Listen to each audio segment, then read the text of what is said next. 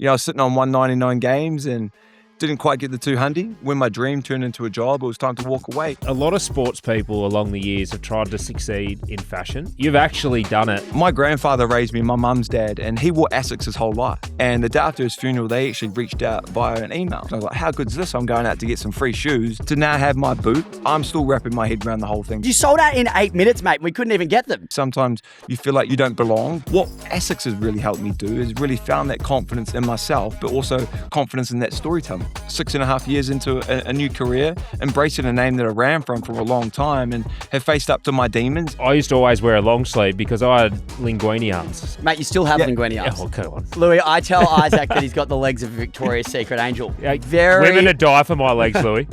Is that cardigan you got on? I reckon Kiwi's got the shittest lollies on the market. Oh, bro.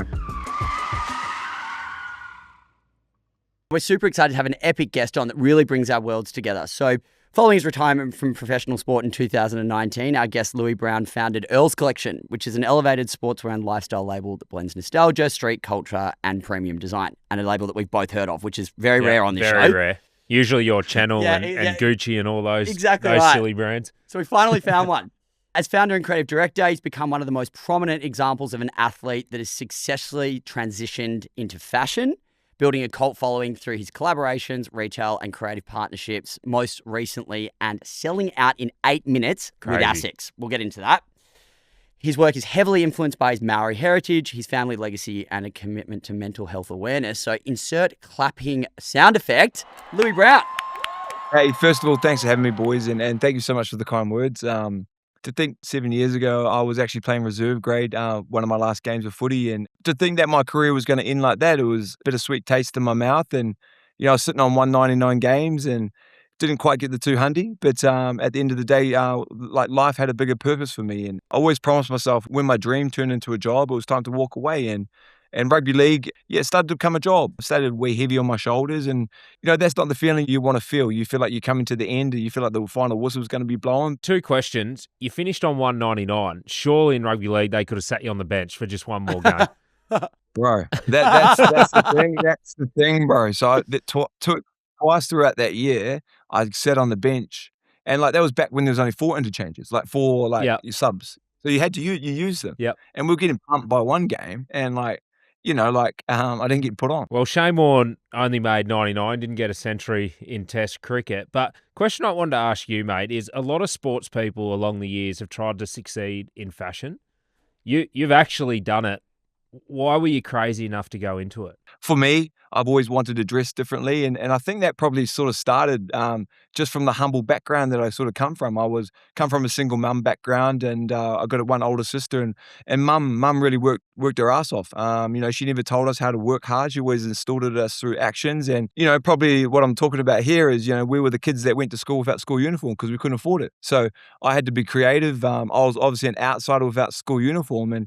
And little did I know that I was slowly teaching myself how to put together fits, stuff like that, borrowing my auntie's shoes, borrowing my sister's clothes. But that's where it led to. And over those years where I was playing in the NRL, I'd like to go shopping. I'd feel fabrics, touch fabrics, learn about silhouettes. And I've always sort of been one that's sort of someone that's been a little bit, wanted to have a point of difference. So I guess that's the way I used to channel myself, how I used to dress. And don't worry, I used to cop some shit from Ivan Cleary for sure. I love that you've called shopping an education. I call it an addiction. So mate, if I could pivot my messaging and start telling a few people that me going shopping is an education, I might actually be able to put a few things under the No Utes in the Valet, on the No Utes in the Valet credit card. Where you go shopping, mate, is no education. So mate, I want to know, obviously, with sport and the generation of sportsmen that are playing cross footy at the moment, there has been a massive cultural change. Yeah. We've seen aesthetics being taken a lot more seriously. Guys are really putting their best foot forward. But back when you were still playing footy and you were transitioning into maybe the concept of starting Earls, how did you find that your teammates and stuff reacted to you being into clothes and stuff? Isaac and I have had these conversations where at Hawks he was giving grief, but at Geelong was more accepting. I'd walk into a team room and they'd be like, "What are you wearing?" The worst was Ivan Cleary. Yeah, He's taught me everything. He's someone I really admire. And, my language, you'd be like, "What the fuck is that cardigan you got? Like, did you get that your nana's drawer? Like, you know what I mean? But, you know, that's the craziest thing. But then I was the one going up to the head office complaining that we were the New Zealand Warriors, but we're traveling every second week looking like a New Zealand geography class. Do you know what I mean? So, at the same time, I had a bit of a, I was going into battle for the boys, you know, but to see the new generation sort of come through and really embrace that. So to be able to create a space for people to be able to, like, be themselves on the field and off the field organically, I think that's a powerful thing. And that's a credit to the new generation, but also a credit to sports in Oceania. Yeah. But more importantly, the AFL, they're really dipping their toe into letting, you know, tunnel fits come down. You know, that's where we're sort of seen. And that's probably a byproduct also of social media, where you need, like, people want to be perceived in a certain way, how they dress, etc. But my biggest thing is just trying to teach men how to wear clothes, not the clothes wear them, if that makes sense. Yeah. Okay, so before we jump into this, like, unbelievable success you've had with Asics, because that is just, like, next level. You could be Chanel selling out in 2 seconds, which is what we've seen a lot in the luxury fashion market. But, mate, you're doing it very well on home soil, selling out in 8 minutes. But for those who aren't familiar with Earls, tell the audience about what it is, the design inspo and the kit. Yeah, well, I'll take it back to the raw part of it, to be honest with you, bro. And that started, you know, when I was born. You know, I was obviously born from mum and dad, but dad left when I was 4 weeks old. I've got an older sister, and you know, like, I struggled to have a relationship with my dad in my early years, and you know, it wasn't until my teens we sort of started bonding, you know, over rugby games and stuff like that. And you know, it was last time I spoke to him when I was 21, and then in 2016 I was playing for the Kiwis against a star-studded Kangaroos team at Anfield, at Liverpool's home ground in the UK, in the Four Nations final. And we absolutely got a spanking, which we deserved, and hopped off the field. And I was actually sitting at the bar with Sean Johnson and his wife, and my sister called. And I just thought she wanted to bag me about the game I had. But and so I let it go through the keeper, and you know, she rang back, and I answered, and she said, "It's Dad." And I was like, "Well, what's happened?" And she said, "Oh, well, he's taken his own life." So for me, that's when life changed for me. And at that time, I didn't have an understanding of suicide. And, you know, anyone that's been affected by suicide in any degree, it's a lot of confusion and a lot of misunderstanding and a lot of guilt, to be honest with you. So that's when life changed. I had to make my way back from Liverpool to Heathrow, then to Christchurch. And then not only was I making it back to go face my father's death, but I was going back to a side of the family that I'd never been raised before. So as I walked into the funeral, you know, I've seen my brother. I've got a half brother we look like twins. You know, I'd probably like to describe it as a better dressed version of him. But as the day went on, like, that's when life really started to hit in. Like, I found out, obviously, Dad took his own life, and my grandfather as well took his own life. And, you know, the only thing that we'd share in common is the same middle name, Earl. And for years and years, I ran from that name. You know, for 33 years, I ran from it because it associated with me with my dad. I didn't want to be associated with him, and I wasn't ready at that point in time to face it. And later on in life, when I retired, that's when I faced it. Faced up, head face on, and you know, 6.5 years later, here I find myself, you know, 6.5 years into a new career, embracing a name that I ran from for a long time, and have faced up to my demons and have started to heal from them, and will continue to heal from them. But in terms of the design space, I wanted to create a space where it was me. It was my journey. It was my way of a blueprint of how I want to design it and show my creativity through my storytelling. And I think that's the beautiful thing about Earls is I always tell young kids when they come to me about wanting to start a brand, I said, you got to start something within the atmosphere that's not already in the market. You got to have a point of difference. Don't just regurgitate what's already out there. Were there times where you questioned starting the brand? Oh, big time. When I reflect on it now, that time in life, I went through a lot. Like, I really, really did. And I was meant to go to the south of France to play in the Super League for Perpignan, but I was meant to fly out on the Friday. On the Wednesday, I retired, and on the Monday, I started Earl. So, you know, for me, I've always really kind of realized I've lived in the uncomfortable, and that sort of comes from mum. Like, you know, she's lived in the uncomfortable, being a single mum, providing for 2 kids, and you know, I'll give you an example. Like, we had a home themed event, and mum was coming over from New Zealand to come to an Aussie event, and I said, "Can you bring some Kiwi lollies?" And she was like, "Yeah, sure." I said, "I want to make the people a part of the event from Australia be able to connect with home some way." The Kiwi lollies. And I said, "Yeah, mate, my partner's Kiwi. I don't want to cut you off there, but I reckon Kiwis have got the shittest lollies on the market. Oh, right. Mate, those pineapple lumps, you can keep them in New Zealand. It got reassured that, bro, at the event, you know. So people were different into that. But I said to her, bring those over, and to keep it home themed, just for all those times as a young boy, you made me wipe my ass with newspaper because we couldn't afford toilet paper. Tonight, we're going to use newspaper to wipe our asses. So there'd be some mornings where, like, I would literally read the draw who I was playing as an 8-year-old boy on the morning of a Wednesday, read the draw or a rip team to see if my name, and then I was wiping my bum in the afternoon with the paper. But that's just how life was. Like, when you don't know any different, you don't know any different. Yeah. As long as you're installed with love, belief, and a home that you can believe that you can do anything in the world, like, and you've got a parent in front of you that's willing to go to war for you, like, that's all you need when you strip it right back. So I'm really happy for them that they can also share this light with me and also be proud of the moments that we've created as a family through Earls as well. It's awesome, mate, because you talk about that and the transition, and people only see you as a football player, and I've gone through that myself, and it is such a hard mold to break.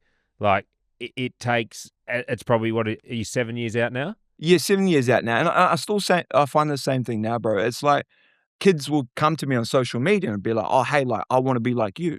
And I'm just like, well, if I break it down, you view me as a car. Like, if you viewed it in car terms, you view me as a car. Like, you like the look of the car because of like the perceived lifestyle of it. But I said, that's through a different lens. Yeah. I said, at the same time, you've never hopped in the car, nor have you lifted up the bonnet to see what comes with that car and if that you can actually drive that car, because it's like when we played footy, bro, like, they only saw the 80 minutes of us. They don't see the real rest of the work that comes in. They saw the collaborations, they see the bright lights, but at the same time, they don't see the hard work that shapes us to who we are today. Yeah, so if you were a car, what would you be?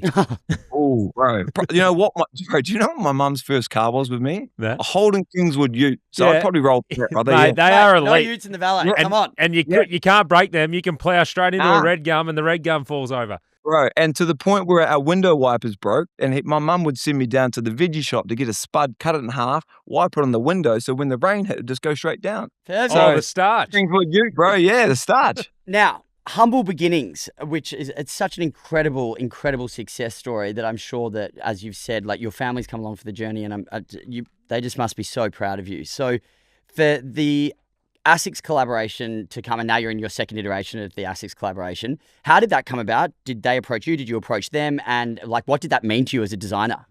For me, I've really just like wanted to pay respect to to this industry and not just jump over and thought I knew it all. So I just put my head down with Earls, and then basically my grandfather raised me, my mum's dad, and he wore Asics his whole life.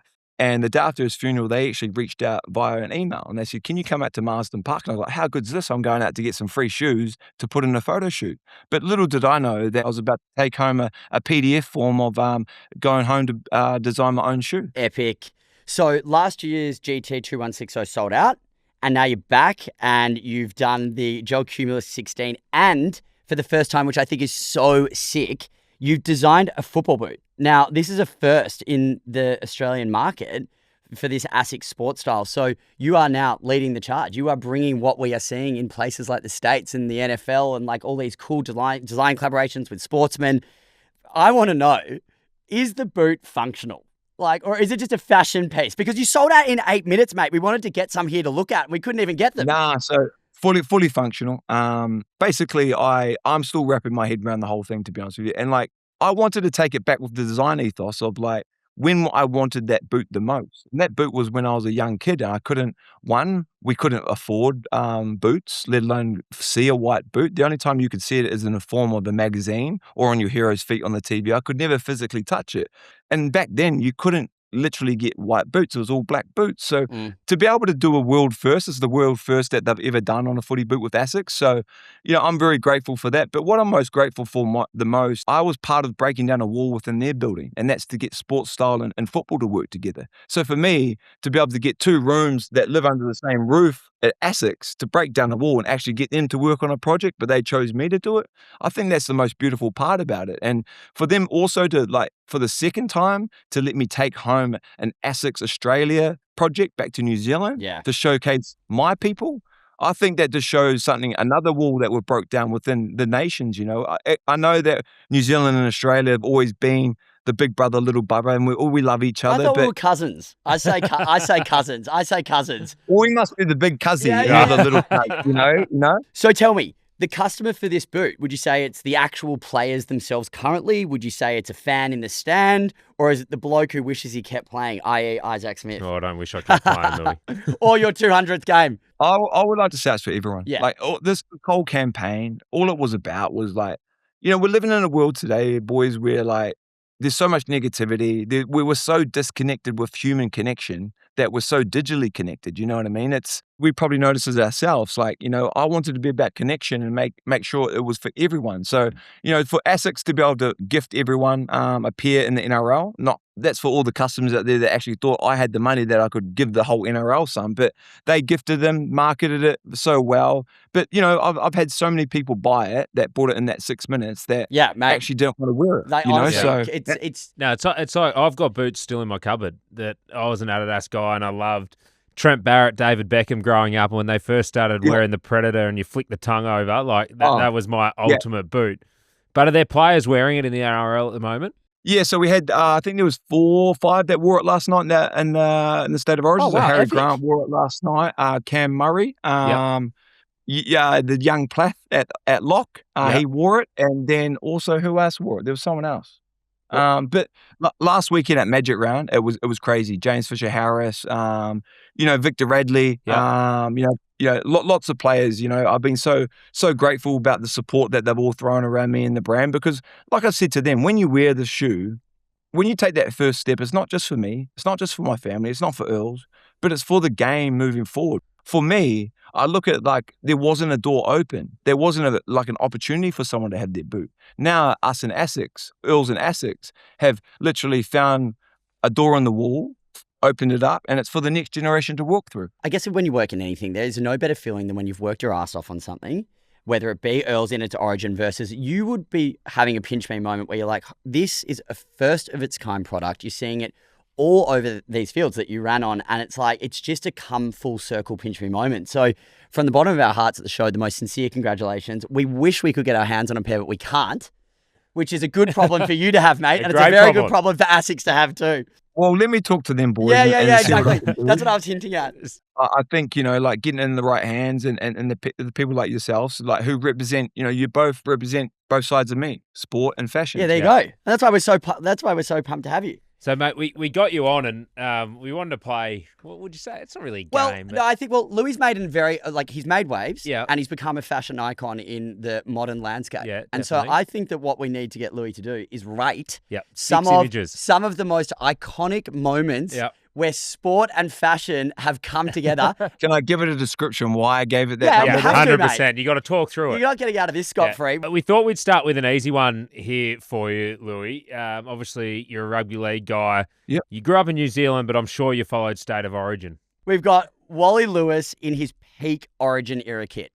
10 out of 10, because that picture there paints Origin. Like, he was the king. Yeah. He got named the king of what he did in the game, but more importantly, Origin. And the black boots, that describes the era he played in for me. So that was when Origin started. So for me, there's probably Vaseline, there's liniment. But for me, that's a 10 out of 10 picture. That's something that will look back in generations, and that's a proper pioneer right there. We're leading 10 out of 10. That's strong. Yeah, I like that. But Lewi, do you ever look back on these old football photos? Because I do all the time. And I look at players that played in the 90s and think, they looked 55. Like, I don't look that old when I was playing football. Hold on, can I interrupt there? I'm not joking. When I was putting this episode together, I was Googling Wally Lewis in peak Origin era, and I was like, is this bloke playing in his 60s?